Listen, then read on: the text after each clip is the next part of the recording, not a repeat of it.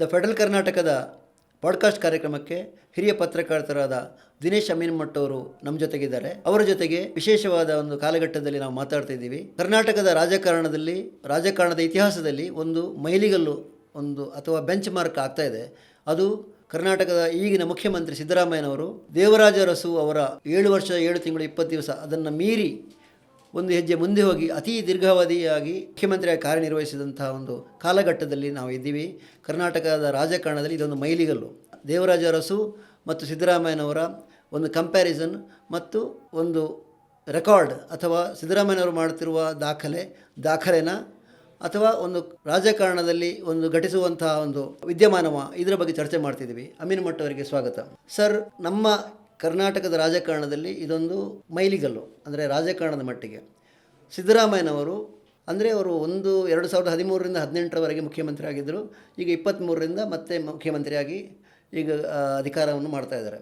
ಆದರೆ ದೇವರಾಜ ಅರಸು ಅವರು ಕಂಟಿನ್ಯೂಸ್ ಆಗಿ 7 ವರ್ಷ 7 ತಿಂಗಳು 20 ದಿವಸ ಅಥವಾ ಅಧಿಕಾರ ಮಾಡಿದ್ದಾರೆ.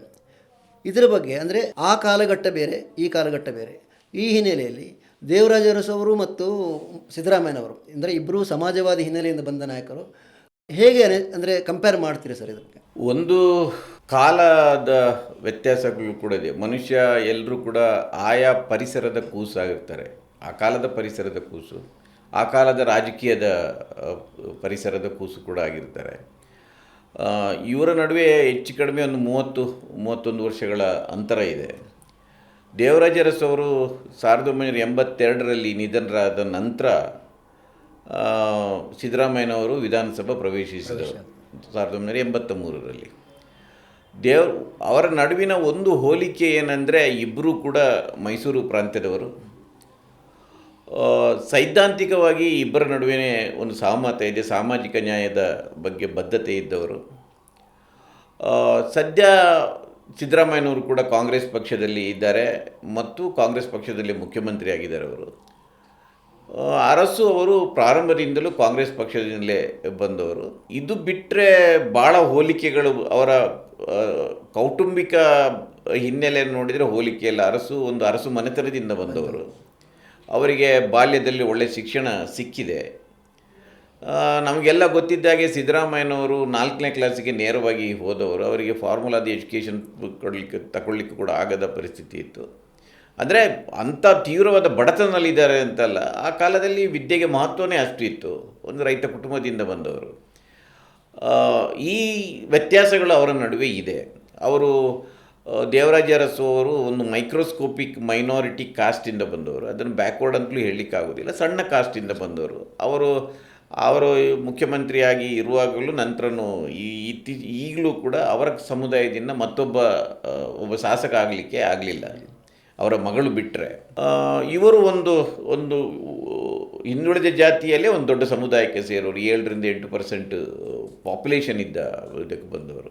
ಅವರು ಕಾಂಗ್ರೆಸ್ ಪಕ್ಷದಿಂದಲೇ 1946ರಲ್ಲಿ ಪ್ರಜಾಪ್ರತಿನಿಧಿ ಸಂಸ್ಥೆಗೆ ಅವರು ಆಯ್ಕೆಯಾಗಿ ಬಂದವರು. ಅದರ ನಂತರ ಅವರು ನಿರಂತರವಾಗಿ ಕಾಂಗ್ರೆಸ್ ಪಕ್ಷದಲ್ಲಿ ಕಂಟೆಸ್ಟ್ ಮಾಡಿದ್ದಾರೆ.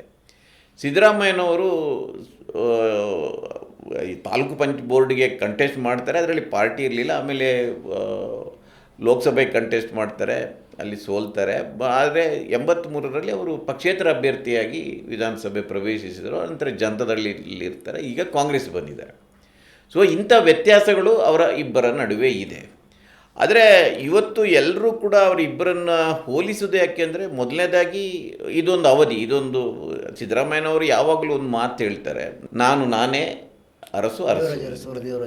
ಅದು ಬೇರೆ ಬೇರೆ ದನಿಗಳನ್ನು ಹೊರಡಿಸುತ್ತೆ. ಹಾಗೆ ನೋಡಿದರೆ ಒಂದು ಅವರೆಲ್ಲಿ ನಾನೆಲ್ಲಿ ಅಂತ ಕೇಳೋದು ಒಂದು ಇರುತ್ತೆ.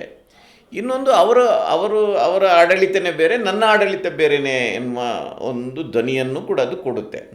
ಆದರೆ ಒಂದು ಸಮಾನವಾದ ಒಂದು ಎಳೆ ಏನಂದರೆ, ಇಬ್ಬರು ಕೂಡ ಸಾಮಾಜಿಕ ನ್ಯಾಯದ ಬಗೆಗಿನ ಬದ್ಧತೆ, ಒಂದು ಸೈದ್ಧಾಂತಿಕ ಸಹಮತ ಇಬ್ಬರ ನಡುವೆನೂ ಇದೆ.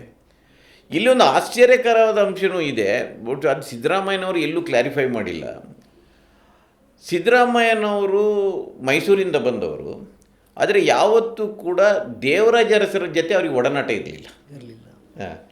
ಈಗ ಹೆಚ್ಚು ಕಡಿಮೆ 78ರಲ್ಲಿ ಸಿದ್ದರಾಮಯ್ಯ ರಾಜಕೀಯ ಪ್ರವೇಶನ ಆಗುತ್ತೆ, ತಾಲೂಕು ಬೋರ್ಡಿಗೆ ಕಂಟೆಸ್ಟ್ ಮಾಡ್ತಾರೆ. 78 ಆ ಕಾಲದಲ್ಲಿ ಭಾಳ ಪೀಕ್. ಆಮೇಲೆ ಇವರು ಲಾ ಪ್ರಾಕ್ಟೀಸ್ ಅಲ್ಲಿಯೇ ಮಾಡ್ತಾ ಇದ್ದವರು. ಆಗಲೂ ಅರಸು ಅವರು ಮುಖ್ಯಮಂತ್ರಿ ಆಗಿದ್ದವರು. ಹೆಚ್ಚು ಕಡಿಮೆ ಸಿದ್ದರಾಮಯ್ಯನವರ ವಯಸ್ಸಿನೇ ವಿಶ್ವನಾಥ್ ಅರಸು ಅವರ ಶಿಷ್ಯರಾಗ್ತಾರೆ. ಅವರಾಗಲೇ ಎಮ್ ಎಲ್ ಎ ಆಗಿರ್ತಾರೆ, ಅವ್ರನ್ನ ಕರೆದು ಎಮ್ ಎಲ್ ಎ ಮಾಡಿರ್ತಾರೆ.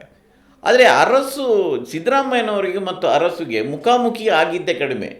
ಅವರು ಇವತ್ತಿಗೂ ಕೂಡ ನಾನು ಕೂಡ ಅವರ ಕೆಲವು ಭಾಷಣಗಳನ್ನು ಕೇಳಿದಾಗ ಅವರು ಎಲ್ಲೂ ಕೂಡ ಅವರ ಒಂದು ಭೇಟಿಯಾಗಿದೆ, ಮುಖಾಮುಖಿಯಾಗಿದೆ, ನಾವು ಮಾತಾಡಿಕೊಂಡಿದ್ದು ಇಂಥ ಯಾವ ಸಂದರ್ಭನೂ ಅವರು ಉಲ್ಲೇಖಿಸಿಲ್ಲ. ಜೊತೆಗೆ ಸಿದ್ದರಾಮಯ್ಯನವರು ಇಂದಿರಾ ಗಾಂಧಿ ವಿರುದ್ಧ ಅದಿದ್ರು. ಅದು ಯಾಕೆಂದರೆ ಅದೇ ಒಂದು ಕಾರಣ. ಇವರು ಸಮಾಜವಾದಿ ಹಿನ್ನೆಲೆಯಿಂದ ಬಂದವರು. ನಂಜುಂಡಸ್ವಾಮಿ ಅವರಿದ್ದರು, ಜಾರ್ಜ್ ಫರ್ನಾಂಡಿಸ್ ಇದರಿಂದ ಬಂದವರು.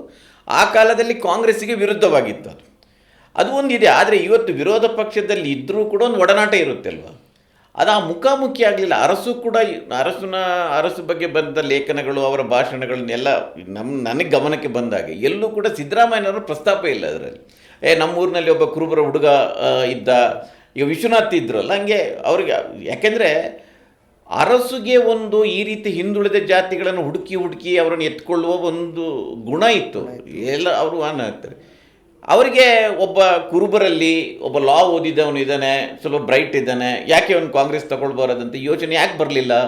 ಇವರು ಆಸಕ್ತಿ ತೋರಿಸಿಲ್ವ? ಅದನ್ನು ಮಿಸ್ಟ್ರಿ. ಅದನ್ನು ಬಹುಶಃ ಸಿದ್ದರಾಮಯ್ಯನವರೇ ಅದನ್ನು ಹೇಳಬೇಕು ಯಾಕೆ ಆಗಲಿಲ್ಲ ಅಂತ. ಮತ್ತು ನೀವು ಹೇಳಿದಾಗೆ ಅವರು ನಂಜುಂಡಸ್ವಾಮಿಯವರ ಇನ್ಫ್ಲುಯೆನ್ಸಲ್ಲಿ ಬಂದಿರೋದ್ರಿಂದ ಸಿದ್ದರಾಮಯ್ಯನವರು ಮೊದಲಿಂದಲೂ ಇಂದಿರಾ ಗಾಂಧಿಯ ಎಲ್ಲ ಅವರ ಆಡಳಿತದ ವಿರುದ್ಧ ಮತ್ತು ತುರ್ತು ಪರಿಸ್ಥಿತಿ ಇದು ಬಂದಾಗ ವಿರುದ್ಧ ಮಾಡಿದರೆ ಅದನ್ನು ಓಪನ್ ಆಗಿ ಹೇಳಿದ್ದಾರೆ. ಅವರು ತುರ್ತು ಪರಿಸ್ಥಿತಿ ಇವನು ಎಲ್ಲಿಯವರೆಗೆ ಅಂದರೆ 77ರಲ್ಲಿ ಚಿಕ್ಕಮಗಳೂರಲ್ಲಿ ಇಂದಿರಾ ಗಾಂಧಿ ಕಂಟೆಸ್ಟ್ ಮಾಡಿದಾಗ ಇವರು ಹೋಗಿ ಕ್ಯಾಂಪೇನ್ ಮಾಡಿದ್ದಾರೆ ಅವರಿಗೆ ನೆಕ್ಸ್ಟ್. ಅದನ್ನೇನು ಬಚ್ಚಿಟ್ಕೊಳ್ತಾ ಇಲ್ಲ, ಅದನ್ನು ಹೇಳ್ತಾ ಇದ್ದಾರೆ. ಸೊ ಇದು ಎರಡು ಕೆಲವು ಹೋಲಿಕೆಗಳಿದೆ, ಕೆಲವು ಇವರ ನಡುವಿನ ಆ ಭಿನ್ನತೆಗಳಿದೆ, ಮತ್ತು ಅವರ ಸಂಬಂಧದ ಬಗ್ಗೆ ಒಂದಷ್ಟು ಮಿಸ್ಟ್ರಿಗಳು ಕೂಡ ಏನಂತ ಗೊತ್ತಿಲ್ಲ.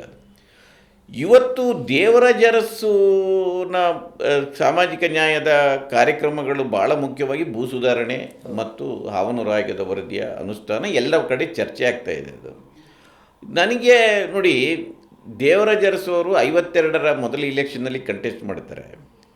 ಅವರು ಒಬ್ಬ ಮುಖ್ಯಮಂತ್ರಿಯಾಗಿ ಇಲ್ಲದಿದ್ದರೆ ಪಕ್ಷದ ಭಾಳ ಪ್ರಮುಖ ನೇತಾರನಾಗಿ ಎಮರ್ಜ್ ಆಗಿದ್ದು 72ರಲ್ಲಿ. 52 ವಿನ್ ಆಗ್ತಾರೆ, 57 ವಿನ್ ಆಗ್ತಾರೆ. 62ಕ್ಕೆ ಅವರಿಗೆ ಟಿಕೆಟ್ ಕೊಡೋದಿಲ್ಲ, ಪಟ್ಟಿಯಲ್ಲಿ ಇರೋದಿಲ್ಲ.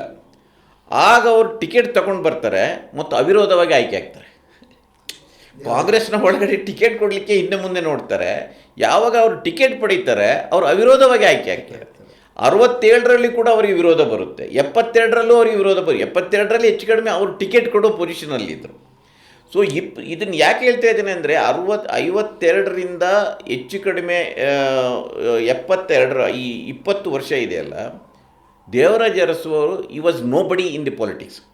ನಿಜಲಿಂಗಪ್ಪ ಇದ್ದರು, ಸಾವ್ಕಾರ್ ಚೆನ್ನಯ್ಯ ಇದ್ದರು, ಸಿದ್ದವೀರಪ್ಪ ಇದ್ದರು, ಕೆ ಎಚ್ ಪಾಟೀಲ್, ಇವರು ಎಲ್ಲರೂ ಘಟಾನುಘಟಿಗಳು ಇರುವಾಗ, ವೀರೇಂದ್ರ ಪಾಟೀಲ್ ಮುಖ್ಯಮಂತ್ರಿ ಆಗಿರ್ತಾರೆ, ರಾಮಕೃಷ್ಣ ಹೆಗಡೆ ಎಲ್ಲ ಇದ್ದಾಗ, ದೇವರಾಜ ಅರಸು ವಾಸ್ ನೋಬಡಿ. ಅವರು ಎಲ್ಲೋ ಒಂದು ಕಡೆ ಹೇಳಿದ್ದಾರೆ, 67ರ ನಂತರ ಒಂದು ಈ ಭೂ ಸುಧಾರಣೆಗೆ ಒಂದು ಸಮಿತಿ ಮಾಡ್ತಾರೆ, ಅದರಲ್ಲಿ ಮೆಂಬರ್ ಆದರೂ ಮಾಡಿ ಅಂತ ಹೇಳಿದರೆ ಅವ್ರು ಕೊಡೋದಿಲ್ಲ.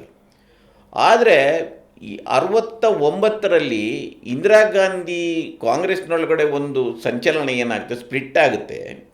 ಸ್ಪ್ಲಿಟ್ಟಾಗಿ ನಿಜಲಿಂಗಪ್ಪ ಮತ್ತು ಈ ಎಲ್ಲರೂ ವೀರೇಂದ್ರ ಪಾಟೀಲ್ ಇವರೆಲ್ಲರೂ ಕೂಡ ಸಮತಾ ಕಾಂಗ್ರೆಸ್ಸಿಗಾಗಿ ಹೋಗ್ತಾರೆ. ಇವರು ಇಂದಿರಾ ಗಾಂಧಿ ಪರವಾಗಿ ನಿಂತಿದ್ದಾರೆ, ಇಂದಿರಾ ಕಾಂಗ್ರೆಸ್ ಬಗ್ಗೆ. ಬಹುಶಃ that was the best decision of the Devaraj Urs, best political decision.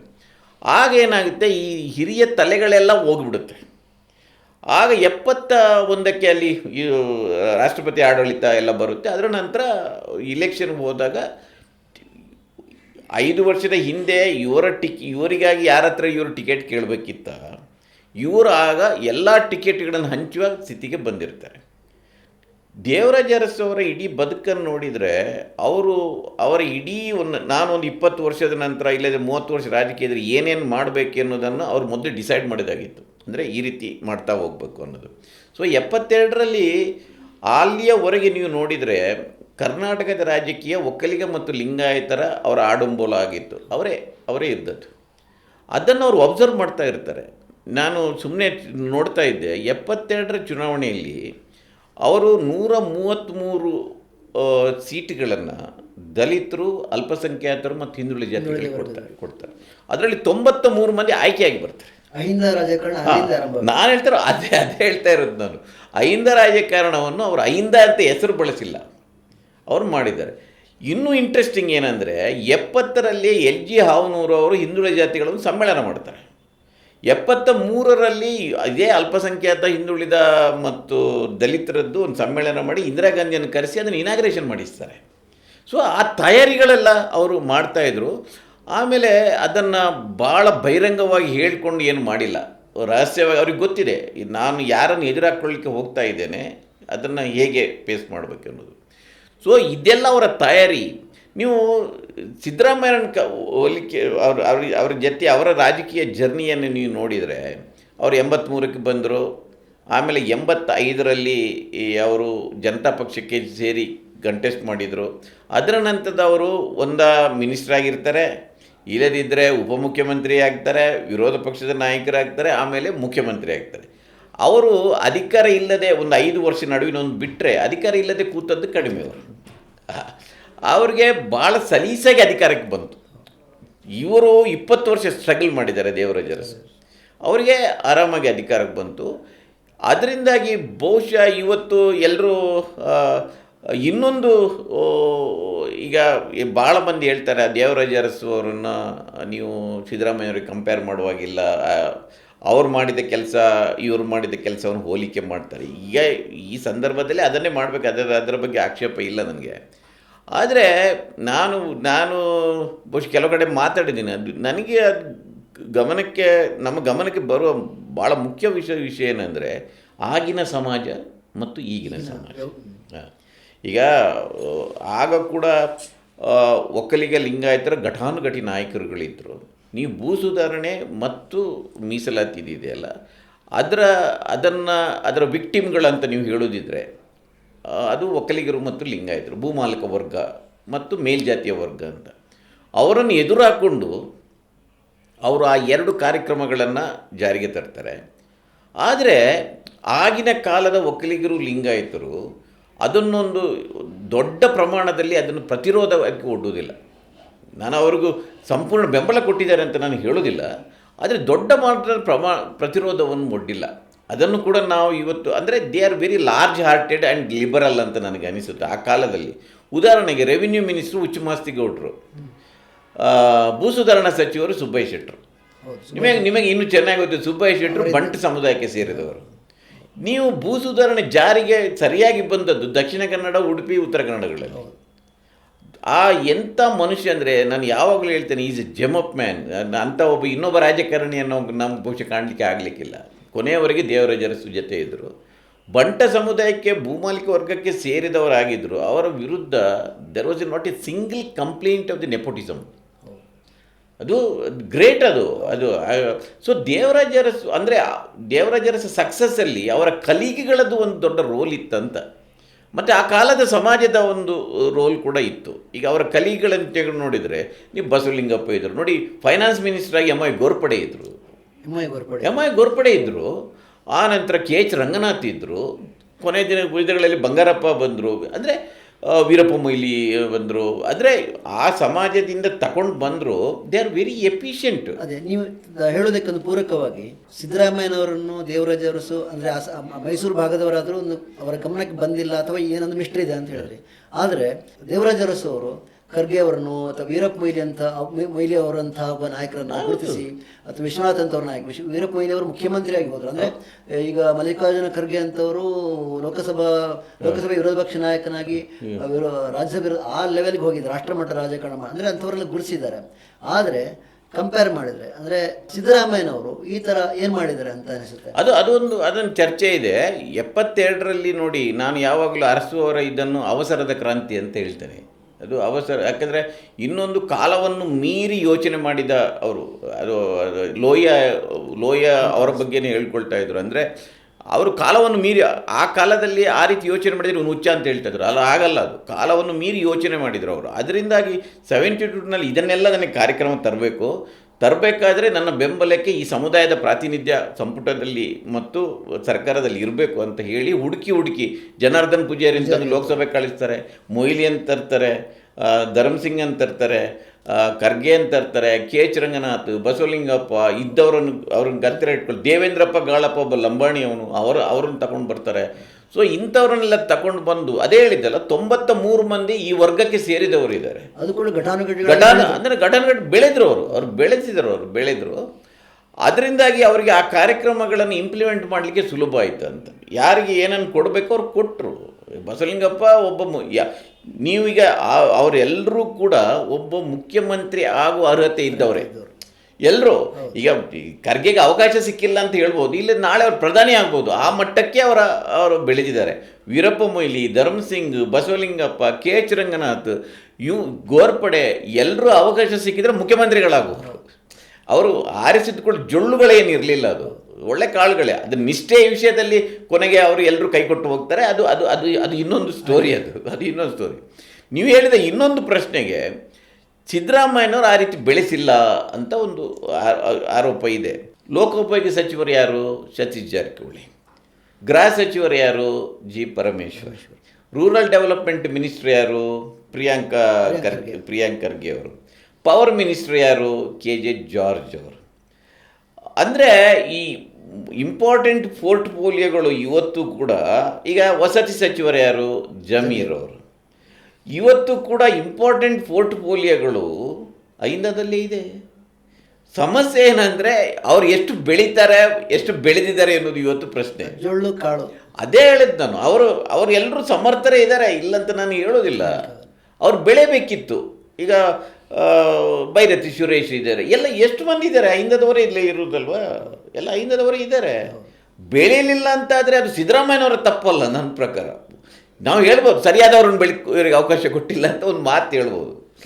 ಆದರೆ ಈಗ ಮಧು ಬಂಗಾರಪ್ಪ ಪ್ರೈಮರಿ ಶಿಕ್ಷಣ ಮಧು ಬಂಗಾರಪ್ಪ, ಅದರಿಂದ ಬೆಳೆಸಿಲ್ಲ ಅಂತಲೂ ಹೇಳಲಿಕ್ಕಾಗೋದಿಲ್ಲ, ಬೆಳೆದಿದ್ದಾರೆ. ಬಟ್ ಅವರು ಆ ಮಟ್ಟಕ್ಕೆ ಯಾಕೆ ಬೆಳೆದಿಲ್ಲ ಎನ್ನುವುದು ಅವರು ಉತ್ತರ ಕೊಡಬೇಕು. ಅದರಿಂದ ಅದರಲ್ಲಿ ಬೆಳೆದಿಲ್ಲ ಅಂತ ಅಲ್ಲ. ಈಗ ನೋಡಿ, ಚೀಫ್ ಮಿನಿಸ್ಟರ್ ಆಸ್ಪಿರೆಂಟ್ ಇರುವುದು ಯಾರು? ಸತೀಶ್ ಜಾರಕಿಹೊಳಿ ಇದ್ದಾರೆ, ಪರಮೇಶ್ವರ್ ಇದ್ದಾರೆ. ಅವರು ಆ ಮಟ್ಟಕ್ಕೆ ಬಂದಿಲ್ಲ ಅಂತ ಹೇಳಿದ್ರೆ ಬಂದಿದ್ದಾರೆ. ಇದು ಡಿಫರೆನ್ಸ್ಗಳಿದೆ. ಭಾಳ ಮುಖ್ಯವಾಗಿ ಏನಂದರೆ, ಇವತ್ತು ನೋಡಿ, ನಾನು ಯಾಕೆ ಹೇಳ್ತಾ ಇದ್ದೀನಿ ಅಂದರೆ, ಭೂ ಸುಧಾರಣೆ ಮತ್ತು ಇದನ್ನು ತಂದಾಗ ಆ ಕಾಲದಲ್ಲಿ ಅಂಥ ದೊಡ್ಡ ಪ್ರತಿರೋಧ ಇಲ್ಲ ಅಂತ ನಾನು ಹೇಳೋದಿಲ್ಲ. ಆದರೆ ಇವರು ಅಧಿಕಾರ ಕಳ್ಕೊಳ್ಳುವಂಥ ಆ ಮಟ್ಟದ ಪ್ರತಿರೋಧ ಇರಲಿಲ್ಲ. ಅವರ ಅಧಿಕಾರ ಕಳ್ಕೊಳ್ಳಿಕ್ಕೆ ಇಂದಿರಾ ಗಾಂಧಿಯ ಜತೆಗಿನ ಅವರ ಸಂಘರ್ಷ ಕಾರಣ ಹೊರತು ಈ ಸಮುದಾಯದ ವಿರೋಧ ಕಾರಣ ಅಲ್ಲ ಆಯಿತಾ. ಆದರೆ ಇವತ್ತಿನ ಪರಿಸ್ಥಿತಿ ನೋಡಿದರೆ ಒಂದು ಜಾತಿ ಗಣತಿಯ ವರದಿಯನ್ನು ಇಂಪ್ಲಿಮೆಂಟ್ ಮಾಡಲಿಕ್ಕೆ ಆಗ್ತಾ ಇಲ್ಲ. ವಿರೋಧ ಮಾಡುವವರು ಯಾರು?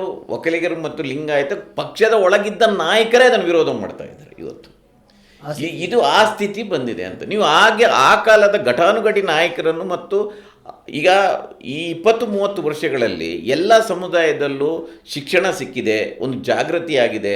ಶಿಕ್ಷಣ ಮತ್ತು ಜಾಗೃತಿಯನ್ನು ನಮ್ಮನ್ನು ಇನ್ನಷ್ಟು ವಿಶಾಲ ಹೃದಯಗಳನ್ನಾಗಿ ಮಾಡಬೇಕು. ನಮ್ಮ ಸಹಮಾನವರ ಬಗ್ಗೆ ಒಂದು ಅನುಕಂಪ ನಮಗೆ ಬರಬೇಕು. ಅದು ಇವತ್ತು ಇನ್ನಷ್ಟು ನ್ಯಾರೋ ಮೈಂಡೆಡ್ ಆಗ್ತಾ ಇದ್ದಾರೆ. ಒಂದು ಕಾಸ್ಟ್ ಸೆನ್ಸಸ್ ರಿಪೋರ್ಟನ್ನು ಕೂಡ ಒಪ್ಪದ ಸ್ಥಿತಿಯಲ್ಲಿ ಇವತ್ತಿನ ಸರ್ಕಾರ ಇದೆ. ಈಗ ಒಳ ಮೀಸಲಾತಿಯ ಇಶ್ಯೂಸ್ಗಳನ್ನು ಪರಸ್ಪರ ಕಾದಾಡ್ಕೊಳ್ತಾ ಇದ್ದಾರೆ, ಎಡಬಲ ಅಂತ ಎನ್ನುವ ರೀತಿಯಲ್ಲಿ. ಆದರೆ ದೇವರಾಜ ಅವರಿಗಿದ್ದ ವಿಲ್ ಪವರ್ ಸಿದ್ದರಾಮಯ್ಯನಿಗೆ ಇಲ್ವಾ ಇಂಥ ವಿಷಯ? ಅಲ್ಲಲ್ಲ, ಅದೇ ಹೇಳಿದ್ದು. ಈಗ ನೋಡಿ, ಆ ಕಾಲದಲ್ಲಿ ಏನಾಯಿತು, ನೀವು 71ರಿಂದ ಅಂದರೆ ಕಂಟಿನ್ಯೂಸ್ ಆಗಿ 71ರಿಂದ 75 ಅದರ 77ರವರೆಗೆ ಇಂದಿರಾ ಗಾಂಧಿ ಕೇಂದ್ರ ಸರ್ಕಾರದಲ್ಲಿ ಇದ್ದದ್ದು.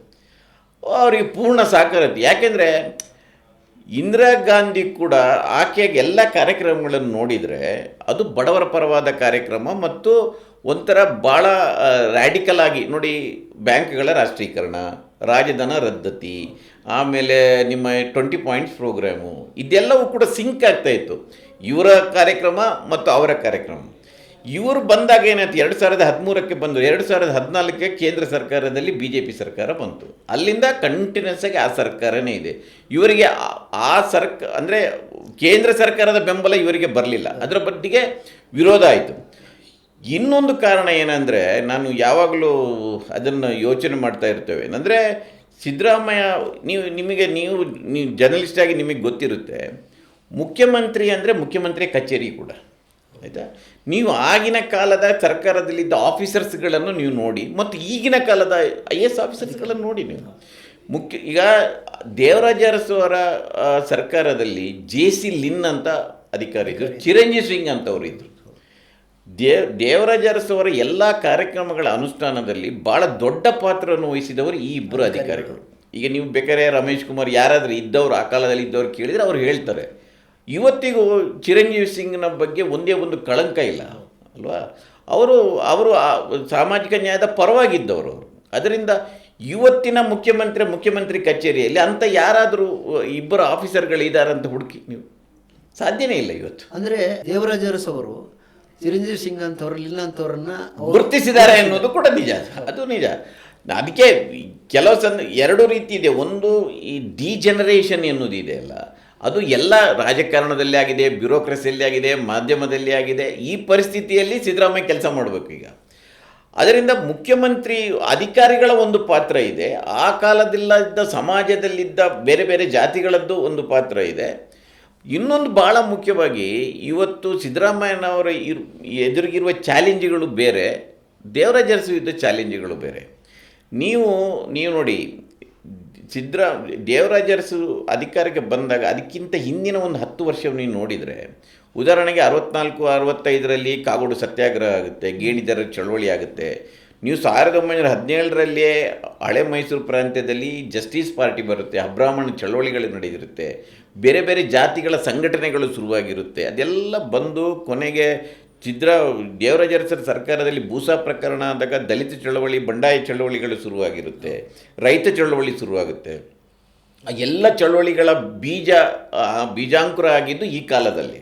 ಅದಾಗಿ 83ಕ್ಕೆ ಬಂದಾಗ ಮೊದಲ ಬಾರಿ ಕಾಂಗ್ರೆಸ್ ಪಕ್ಷವನ್ನು ಸೋಲಿಸಿ ಜನತಾರಂಗ ಅಧಿಕಾರಕ್ಕೆ ಬರುತ್ತೆ. ಆದರೆ ನೀವು ಇವತ್ತು 83ರ ನಂತರ ರಾಮಕೃಷ್ಣ ಹೆಗಡೆ ಬಂದ ನಂತರ ಈ ಚಳವಳಿಗಳೆಲ್ಲವೂ ನಾಶ ಆಗುತ್ತೆ. ಸಿದ್ದರಾಮಯ್ಯನವರಿಗೆ ಆ ಚಳವಳಿಯ ಕೊಡುಗೆ ಸಿಗಲಿಲ್ಲ ಹಾಗೆ ನೋಡಿದರೆ ನೀವು. ಆದರೆ ಇನ್ನು ಇದರಲ್ಲಿ ಒಂದು ತಮಾಷೆ ಸಂಗತಿ ಕೂಡ ಇದೆ. ರಾಮಕೃಷ್ಣ ಹೆಗಡೆ ಅವರ ಮೇಲಿರುವ ಆರೋಪ, ಅವರು ದಲಿತ ಚಳವಳಿಗಳನ್ನು ಮುಗಿಸಿಬಿಟ್ರು, ದಲಿತ ಚಳವಳಿಯನ್ನು ಮುಗಿಸಿಬಿಟ್ರು, ರೈತ ಚಳವಳಿ. ಆದರೆ ಆ ಚಳವಳಿಗಳನ್ನು ಮುಗಿಸುವಾಗ ರಾಮಕೃಷ್ಣ ಹೆಗಡೆ ಅವ್ರ ಜೊತೆಯಲ್ಲಿ ಇದ್ದವರು ಯಾರು? ಸಿದ್ದರಾಮಯ್ಯನವರು ಆ ಕ್ಯಾಬಿನೆಟಲ್ಲಿ ಇದ್ದರು. ಅವರಿಗೆ ಅವರ ಪಾತ್ರ ಎಷ್ಟಿದೆ ಅದು ಬೇರೆ ವಿಚಾರ. ಅವರು ಜೂನಿಯರ್ ಒಬ್ಬ ಸಚಿವರು, ಅದು ಓಕೆ. ಆದರೆ ಅವರ ಜೊತೆ ಇದ್ದರು ಆಗ. ಹಾಗೆ ಆ ಬಿಸಿ ಈಗ ಅದಕ್ಕೆ ಹೇಳ್ತಾರೆ, ಆ ಚಳವಳಿಗಳ ಕಾವುಗಳನ್ನು ಉಳಿಸಿಕೊಂಡಿದ್ರೆ ಅದು ಏನಾಯಿತು ನೋಡಿ. 90ರವರೆಗೆ ಬಂತದು. 91ರಲ್ಲಿ ಮನಮೋಹನ್ ಸಿಂಗರು ಹೊಸ ಆರ್ಥಿಕ ನೀತಿ ತಂದರು. ಅದರ ನಂತರ 92ರಲ್ಲಿ ಬಾಬ್ರಿ ಮಸೀದಿ ಧ್ವಂಸ ಆಯಿತು. ಈ ಕ್ರೋನಿ ಕ್ಯಾಪಿಟಲಿಸಮ್, ಹೊಸ ಆರ್ಥಿಕ ನೀತಿಯಿಂದ ಇವತ್ತು ಅದಾನಿ ಅಂಬಾನಿ ಅಂತ ಹೇಳ್ತಾರೆ. ಅದು ಹುಟ್ಕೊಂಡಿದ್ದೆ ಇಲ್ಲಿ ಮನಮೋಹನ್ ಸಿಂಗ್ನ ಹೊಸ ಆರ್ಥಿಕ ನೀತಿಯಿಂದಲೇ ಹುಟ್ಕೊಂಡಿರೋದಲ್ವ. ಆರ್ಥಿಕ ಉದಾರೀಕರಣ, ಜಾಗತೀಕರಣ, ಅದು ಆ ಇದನ್ನು ಹುಟ್ಟು. ಅದರ ನಂತರ ಇವತ್ತಿನ ಇಲೆಕ್ಷನ್ನಲ್ಲಿ ನೀವು ಮೇನ್ ಇಶ್ಯೂಸ್ಗಳೇನು? ಒಂದು ಕೋಮುವಾದ, ಇನ್ನೊಂದು ಈ ಅದಾನಿ ಅಂಬಾನಿ ಅಂತ ಎಲ್ಲರೂ ಜಪ ಮಾಡ್ತಾ ಇದ್ದಾರೆ, ಕ್ರೋನಿ ಕ್ಯಾಪಿಟಲಿಸಮ್. ಅರಸಿಗೆ ಈ ಚಾಲೆಂಜ್ಗಳು ಏನು ಇರಲಿಲ್ಲ. ಅರಸಿಗೆ ಈ ಚಾಲೆಂಜ್ಗಳಿರಲಿಲ್ಲ. ಇದು ಭಾಳ ದೊಡ್ಡ ಚಾಲೆಂಜ್. ನೀವು ಎಷ್ಟೇ ಕೆಲಸ ಮಾಡಿದ್ರು ಇವತ್ತು ನೀವು ಇಲೆಕ್ಷನ್ ಕಂಟೆಸ್ಟ್ ಮಾಡುವಾಗ ನಿಮ್ಮ ಕೆಲಸದ ಆಧಾರದ ಮೇಲೆ, ಸರ್ಕಾರದ ಸಾಧನೆ ಮೇಲೆ ಯಾರು ಒಟ್ಟು ಕೇಳೋದಿಲ್ಲ. ಇದು ಹಿಂದೂ ಮುಸ್ಲಿಮು ಇಂಥದ್ದು ಇಶ್ಯೂಗಳು ಬರ್ತಾ ಇದೆ. ಸರ್, ಈಗ ದೇವರಾಜ ಅರಸು ಅವರು ಮುಖ್ಯಮಂತ್ರಿ ಆಗಿದ್ದ ಟೈಮಲ್ಲಿ ನಮಗೆ ಮುಖ್ಯವಾದ 2 ಕೊಡುಗೆ ಕೊಟ್ಟಿದ್ದಾರೆ. ಅಂದರೆ ಹಿಂದುಳಿದ ವರ್ಗದವರಿಗೆ, ದಲಿತರಿಗೆ ಒಂದು ಸಪೋರ್ಟಿವ್ ಸಿಸ್ಟಮ್ ಮತ್ತು ಭೂ ಸುಧಾರಣೆ. ಬಟ್ ಇದು ಅಂದರೆ ಆ ಕಾಲದಲ್ಲಿ ಹಿಂದುಳಿದ ವರ್ಗದವರಿಗೆ ಐಡೆಂಟಿಟಿ ಇಲ್ಲದಂಥ ಒಬ್ಬ ಸಣ್ಣ ಪುಟ್ಟ ಜಾತಿಗಳಿಗೆ ಕೂಡ ಒಂದು ಐಡೆಂಟಿಟಿ ಕೊಟ್ಟಂತಹ ಕಾಲಘಟ್ಟ. ಹೌದು. ಅದು ಈಗ ಹೊರವಾಗಿ ಸಿದ್ದರಾಮಯ್ಯನವರಿಗೆ ಪರಿಣಮಿಸಿದೆಯಾ ಅಂತ ಅನಿಸುತ್ತಾ? ಅಲ್ಲ, ಅದು ನೋಡಿ, ರಾಷ್ಟ್ರ ಮಟ್ಟದಲ್ಲಿ ಮಂಡಲ್ ವರದಿಯ ಅನುಷ್ಠಾನ ಆದ ನಂತರ ಭಾಳ ದೊಡ್ಡ ಮಟ್ಟದಲ್ಲಿ ಹಿಂದುಳಿದವರ ರಾಜಕೀಯ ಶುರುವಾಯಿತು. ನೀವು ಬಿಹಾರದಲ್ಲಿ ಲಾಲು ಪ್ರಸಾದ್ ಯಾದವ್, ಮುಲಾಯಂ ಸಿಂಗ್ ಯಾದವ್, ರಾಮ್ ವಿಲಾಸ್ ಪಾಸ್ವಾನ್, ಇಡೀ ದೇಶದಲ್ಲಿ ಆಯಿತು. ಕರ್ನಾಟಕದಲ್ಲೂ ಅದರ ಎಫೆಕ್ಟ್ ಆಗಿದೆ. ಹಾಗೆ ನೋಡಿದರೆ ಸಾಮಾಜಿಕ ನ್ಯಾಯ ಇದೆಯಲ್ಲ, ಅದು ಒಂದು ಮೇಲ್ಮಜಲು ಮುಟ್ಟಿಯಾಗಿದೆ. ಯಾಕೆಂದರೆ ಈ ದೇಶದ ಪ್ರಧಾನಿನೇ ಹಿಂದುಳಿದ ಜಾತಿಯವನು. ನೀವು ಲೆಕ್ಕ ಹಾಕಿದರೆ ಅದು ಮೇಲ್ಮಜಲು ಮುಟ್ಟಿಯಾಗಿದೆ. ಅದರ ಆಚೆಗೆ ಇವತ್ತು ನೋಡೋ ಪರಿಸ್ಥಿತಿ ಇದೆ. ಇಲ್ಲಿ ಅದಕ್ಕೆ ಕಂಪೇರ್ ಮಾಡಿದರೆ ಸಿದ್ದರಾಮಯ್ಯನವರು ಕಾಲದಲ್ಲಿ ಸಣ್ಣ ಪುಟ್ಟ ಜಾತಿಗಳ ಕಡೆ ನೋಡಬೇಕು ನಾವು. ಆ್ಯಕ್ಚುಲಿ ಇದು ಬರೀ ನೋಡಿ, ಕರ್ನಾಟಕದ ರಾಜಕೀಯ ಹಿಂದುಳಿದ ಜಾತಿಗಳ ರಾಜಕೀಯ ಆದರೂ ಕೂಡ ಅದು ಕುರುಬ ಮತ್ತು ಈಡಿಗ ಜಾತಿಯನ್ನು ದಾಟಿ ಹೋಗೇ ಇಲ್ಲ ಅಲ್ವಾ. ಈಗ 100-102 ಜಾತಿಗಳು ಹಿಂದುಳಿದ ಜಾತಿಗಳು ಇದ್ದರೆ ಅದರಲ್ಲಿ ಒಂದು 50%, 60%, 70% ಜಾತಿಗಳು ಇವತ್ತಿಗೂ ಕರ್ನಾಟಕ ಪಬ್ಲಿಕ್ ಸರ್ವಿಸ್ ಕಮಿಷನ್ ಕಟ್ಟಡ ಹಾಕ್ಲಿಕ್ಕಾಗಿಲ್ಲ. ಅದು ನಿಜ. ಅದು ಎಷ್ಟು ಮಂದಿ, ನಾನು ಹೇಳ್ತಾ ಇರೋದು ಅದನ್ನು ಸಿದ್ದರಾಮಯ್ಯನವರು ಅಲ್ಲದಿದ್ದರೆ ಬೇರೆಯವರು ಯೋಚನೆ ಮಾಡಲಿಕ್ಕಾಗೋದಿಲ್ಲ. ಈಗ ಇಲ್ಲಿ ಬೈ ಫ್ಲೂಕ್ ವೀರಪ್ಪ ಮೊಯ್ಲಿಯವರು ಒಂದು ಸಣ್ಣ ಕಮ್ಯುನಿಟಿಯವರು ಮುಖ್ಯಮಂತ್ರಿ ಆದರೂ ನಿಜ. ಆದರೆ ನೀವು ಟಿಕೆಟ್ ಕೊಡುವಾಗ, ಅಸೆಂಬ್ಲಿಗೆ ಟಿಕೆಟ್ ಕೊಡುವಾಗ, ಕೌನ್ಸಿಲಿಗೆ ಟಿಕೆಟ್ ಕೊಡುವಾಗ, ಅಟ್ಲೀಸ್ಟ್ ಸ್ಥಳೀಯ ಸಂಸ್ಥೆಗಳಿಗೆ ಚುನಾವಣೆಗಳಿಗೆ ಟಿಕೆಟ್ ಕೊಡುವಾಗ ಸಣ್ಣ ಪುಟ್ಟ ಜಾತಿಗಳನ್ನು ಗುರುತಿಸಿ ಅವರಿಗೆ ಬಲವನ್ನು ತುಂಬಿ, ಅಂದರೆ ಸಿದ್ದರಾಮಯ್ಯನವರು ಈಗ ಅವರಿಗೆ ಯಾವಾಗ ಬಲ ತುಂಬಲಿಕ್ಕಾಗುತ್ತೆ ಅಂದರೆ ಅವರಿಗೊಂದು ವೋಟ್ ಟ್ರಾನ್ಸ್ಫರ್ ಮಾಡುವ ಶಕ್ತಿ ಬರಬೇಕು. ನನ್ನ ಪ್ರಕಾರ ಸಿದ್ದರಾಮಯ್ಯನವ್ರಿಗೆ ಇದೆ. ಯಾವನೊಬ್ಬ ಮಡಿವಾಳ ಕಮ್ಯುನಿಟಿಯವನು, ಯಾವ್ದಾದ್ರು ಕುಂಬಾರ ಕಮ್ಯುನಿಟಿಯವನು, ಇಲ್ಲದಿದ್ದರೆ ಅಗಸರ ಕಮ್ಯುನಿಟಿ, ಯಾವುದಾದ್ರೂ ಸಣ್ಣ ಪುಟ್ಟ ಗೊಲ್ಲರ ಕಮ್ಯುನಿಟಿಯವನು ಅವ್ರಿಗೆ ಟಿಕೆಟ್ ಕೊಟ್ಟು ಆ ವೋಟ್, ಈಗ ನೋಡಿ ಮಾಯಾವತಿ ಕಾಂಸಿರಾಮ್ ಅದನ್ನು ಮಾಡಿದರು. ಬ್ರಾಹ್ಮಣರಿಗೆ ವೋಟ್ ಕೊಟ್ಟು ದಲಿತರ ವೋಟನ್ನು ಅದಕ್ಕೆ ಟ್ರಾನ್ಸ್ಫರ್ ಮಾಡಿಸಿ ವೋಟ್ಗಳನ್ನು ತಂದು ಅವರು ಮುಖ್ಯಮಂತ್ರಿ. ಸೊ ವೋಟ್ ಟ್ರಾನ್ಸ್ಫರ್ ಶಕ್ತಿ ದೇವರ ಜರಸಿಗೆ ಆ ಅಡ್ವಾಂಟೇಜ್ ಇರಲಿಲ್ಲ. ಅವರು ಸಣ್ಣ ಪುಟ್ಟ ಕಮ್ಯುನಿಟಿ, ಅವರ ಜಾತಿಯ ವೋಟುಗಳಿರಲಿಲ್ಲ. ಸಿದ್ದರಾಮಯ್ಯನವರಿಗೆ ಆ ಅಡ್ವಾಂಟೇಜ್ ಇದೆ. ಅದರಿಂದ ಅವರು ಅವಕಾಶ ಕೊಟ್ಟಿಲ್ಲ ಅಂತಲ್ಲ, ಬಟ್ ಸಣ್ಣ ಪುಟ್ಟ ಜಾತಿಗಳಿಗೆ ಕೊಟ್ಟು ಅವರಿಗೆ ಬಲ ತುಂಬ. ಯಾಕೆಂದರೆ ನೀವು ಸಾಮಾಜಿಕ ನ್ಯಾಯದ ಜರ್ನಿ ಬರುವುದೇ ಹಾಗೆ. ಈಗ ನೀವು ಒಕ್ಕಲಿಗರು ಲಿಂಗಾಯತರ ಜಮಾನ ಆದ ನಂತರ ಹಿಂದುಳಿದ ಜಾತಿಗಳಲ್ಲಿ ಮೇಲ್ಜಾತಿ 8% ಕುರುಬರಿದ್ದಾರೆ, ಅವರದ್ದು ಮುಗಿತೆ. ಅದರ ನಂತರ 2.5% ಈಡಿಗರಿದ್ದಾರೆ, ಅವರದ್ದು ಮುಗಿತೆ. ಅದರ ನಂತರ 1%, 0.5% ಜನರು ಇದ್ದರ ಕಡೆ ನಾವು ನೋಡಬೇಕು. ನಮ್ಮ ಸಾಮಾಜಿಕ ನ್ಯಾಯದ ಚಲನೆ ಹೇಗಿದೆ ಅಂದರೆ ಮೇಲೆ ಹೋದವನು ಮೇಲೇ ನೋಡ್ತಾನೆ, ಕೆಳಗಡೆ ನೋಡೋದಿಲ್ಲ. ಈಗ ಪರಿಶಿಷ್ಟ ಜಾತಿಯಲ್ಲೂ ಕೂಡ ನೀವು ಮಾದಿಗರು, ಹೊಲೆಯರು, ಬಂಜಾರರು, ಬೋವಿಗಳು, ಕೊರಚರು, ಕೊರಮರು ಬಿಟ್ಟರೆ ಬೇರೆಯವರ ಬಗ್ಗೆ ಯಾರು ಯೋಚನೆ ಮಾಡೋದಿಲ್ಲ. ಉಳಿದ 102 ಕಾಸ್ಟ್ಗಳಲ್ಲಿ ಒಂದು ಹೆಚ್ಚು ಕಡಿಮೆ ಒಂದು 90-95 ಕಾಸ್ಟ್ಗಳನ್ನು ಕೇಳುವವರಿಲ್ಲ. ಇದೇ ರೀತಿ ಹಿಂದುಳಿದ ಜಾತಿಗಳಲ್ಲೂ ಆಗಿದೆ. ಸಿದ್ದರಾಮಯ್ಯನವರಿಂದ ಈ ಸಮಾಜ ಅದನ್ನು ಅಪೇಕ್ಷಿಸುತ್ತೆ. ಅದನ್ನು ದೇವರ ಜರಸು ಮಾಡಿದರು. ಅವರ ಜಾತಿಯವರೇ ಇರಲಿಲ್ಲ. ಸಣ್ಣ ಪುಟ್ಟ ಜಾತಿಗಳನ್ನು ದೇವೇಂದ್ರ ಗಳಪ್ಪ ಲಂಬಾಣಿ ಅವರನ್ನು ಎಲ್ಲಿಂದಲೋ ಹುಡ್ಕೊಂಡು ಬಂದು ಅವರಿಗೆ ಟಿಕೆಟ್ ಕೊಟ್ಟು ಅವರನ್ನು ಗೆಲ್ಲಿಸಿದರು. ಮನೋರಮ ಮಧುರಾಜ್ ಒಂದು ಬೆಸ್ತರ ಕಮ್ಯುನಿಟಿಯವರು, ಅವ್ರನ್ನ ತಗೊಂಡು ಬಂದು ಟಿಕೆಟ್ ಕೊಟ್ಟರು. ಮೊಯ್ಲಿಯವರನ್ನು ದೇವಾಡಿಗೆ ಸಮುದಾಯದವರು. ಅದರಿಂದ ಆ ಕೆಲಸ, ನಾನು ಈ ಕಾಸ್ಟ್ ಸೆನ್ಸಸ್ಸಿಗೆ ಮೇಲ್ಜಾತಿಗಳ ವಿರೋಧ ಎಲ್ಲ ಇದೆ ನಿಜ. ಆದರೆ ಇಂಥ ಕೆಲಸಗಳನ್ನು ಟಿಕೆಟ್ ಹಂಚುವಾಗ ಅದನ್ನು ಮಾಡಬೇಕು. ಅಟ್ಲೀಸ್ಟ್ ಸ್ಥಳೀಯ ಸಂಸ್ಥೆಗಳಲ್ಲಾದರೂ ಅವರಿಗೆ ಕೊಡಬೇಕು. ನಾಮಿನೇಷನ್ ಕೊಡಲಿಕ್ಕೆ ಬಂದಾಗ ಅವರಿಗೆ ಅವಕಾಶ ಕೊಡಬೇಕು. ಇದನ್ನು ಅವರು ಮಾಡಬೇಕಾಗುತ್ತೆ. ಅರಸನ ಮಾಡೆಲ್ ಇದು. ಅರಸನ ನಿಜವಾದ ಮಾಡೆಲ್ ಅಂದರೆ ಆ ಅವಕಾಶ ವಂಚಿತರಿಗೆ, ದನಿ ಇಲ್ಲದ ಸಣ್ಣ ಪುಟ್ಟ ಕಮ್ಯುನಿಟಿಗಳಿಗೆ ಬಲವನ್ನು ತುಂಬುವಂಥ ಒಂದು ಮಾಡೆಲ್. ಅದು ಸಾಮಾಜಿಕ ನ್ಯಾಯದ ಮಾಡೆಲ್ ಅಂದರೆ ಬೇರೆ ಏನೂ ಇಲ್ಲ. ಅದನ್ನು ಸಿದ್ದರಾಮಯ್ಯನವರು ಮಾಡಬೇಕು. ಇನ್ನಷ್ಟು ಮಾಡಿಲ್ಲ ಅಂತ ನಾನು ಹೇಳೋದಿಲ್ಲ, ಬಟ್ ಇನ್ನಷ್ಟು ಅದಕ್ಕೆ ಅವಕಾಶ ಕೊಟ್ಟು ಮಾಡಬೇಕು.